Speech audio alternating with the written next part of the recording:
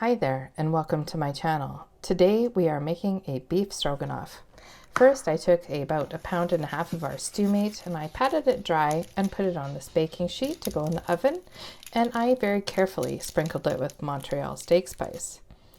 If you want to up your flavor, I was just roasting a head of garlic. You just cut the top of the garlic off so that the cloves are just exposed, and then I wrap mine in tin foil.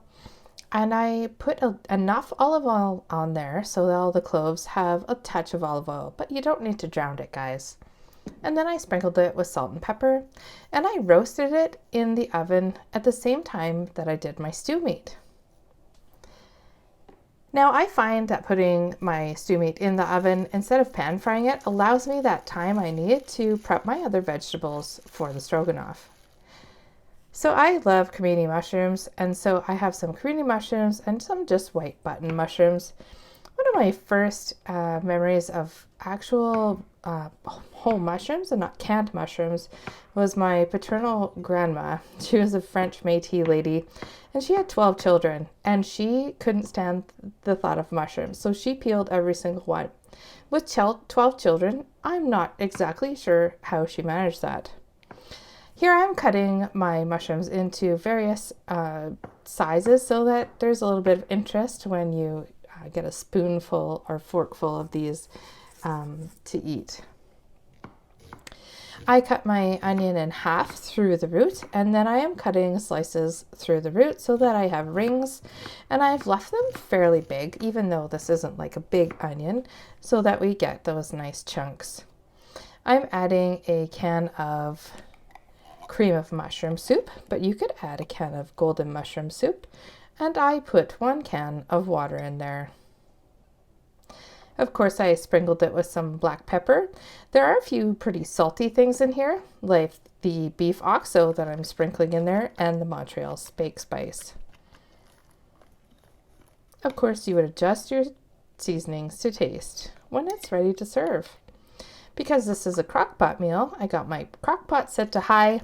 I like making this at about noon and letting it sit till supper. That is my garlic that I'm opening up and just sort of letting cool off. While that's cooling off, I add my cooked beef to my pot with all the juices that were with it, because it was dry when I put it into the oven. These are just beef juices that have escaped. Of course, I'm going to give that a bit of a stir.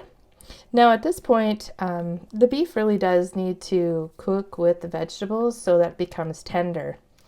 When you cook your garlic in the oven like I did, roast it, for about a half an hour, you should be able to squeeze out the garlic cloves like I am here. This has an amazing flavor, you guys. I had no idea until I did this the first time.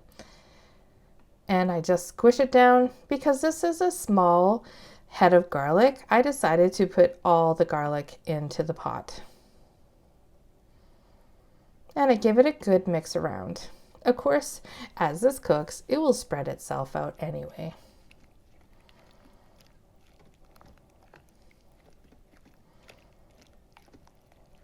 After about an hour in the crockpot, you can see that the vegetables are releasing their juices, and that's awesome. That's really good.